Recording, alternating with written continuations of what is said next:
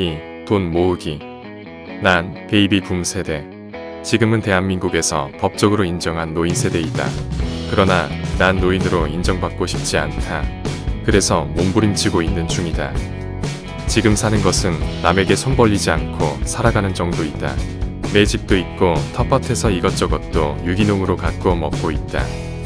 텃밭 가꾸는 데 있어 가장 큰 적은 달팽이와 탄저병. 텃밭 가꿀 때는 마음을 비워야 한다.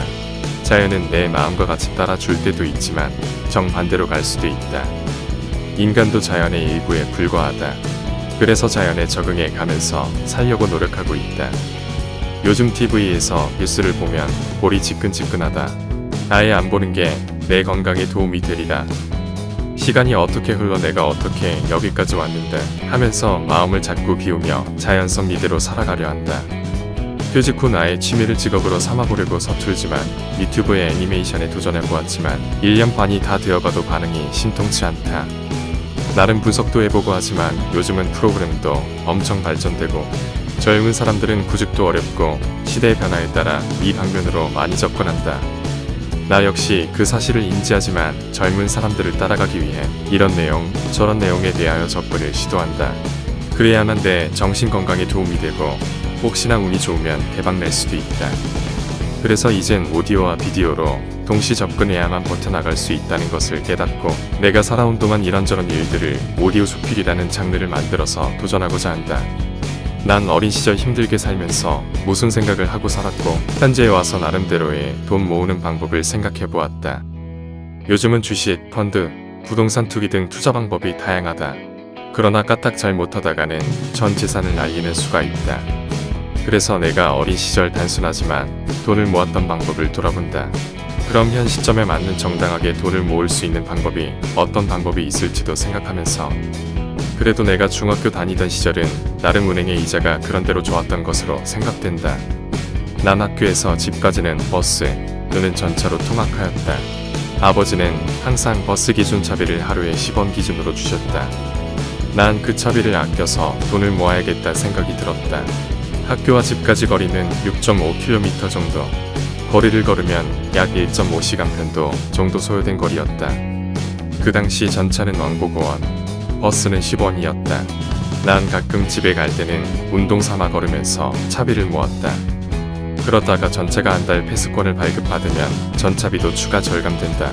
전차 패스권 나오고부터는 버스 대신 전차를 타면서 나름대로 돈을 모았다.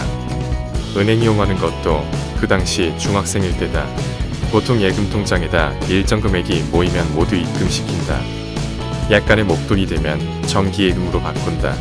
정기예금에서 나오는 이자와 차비 절약으로 모은 돈으로 매월 정기적금을 부었다.